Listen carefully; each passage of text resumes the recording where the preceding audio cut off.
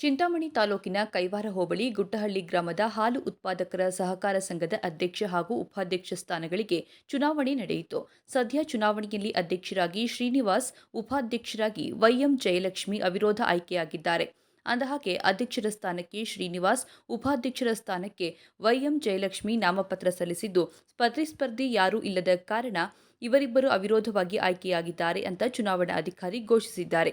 ಇದೇ ವೇಳೆ ನೂತನ ಅಧ್ಯಕ್ಷ ಶ್ರೀನಿವಾಸ್ ಮಾತನಾಡಿ, ಸರ್ಕಾರದಿಂದ ಬರುವ ಸೌಲಭ್ಯಗಳನ್ನು ರೈತರ ಮನೆ ಬಾಗಿಲಿಗೆ ತಲುಪಿಸುವ ಕೆಲಸ ಮಾಡಲಾಗುವುದು ಅಂತ ಭರವಸೆ ನೀಡಿದರು.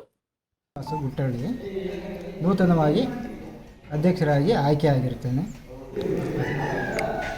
ನಮ್ಮನವರು ಉಪಾಧ್ಯಕ್ಷರಾಗಿ ಆಯ್ಕೆಯಾಗಿದ್ದಾರೆ.